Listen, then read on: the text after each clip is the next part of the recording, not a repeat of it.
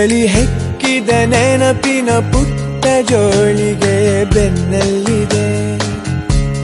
ಆಡದಿರೋ ಸಾವಿರ ಪದಗಳ ಮೂಕ ಸೇತುವೆ ಕಣ್ಮುಂದಿದೆ.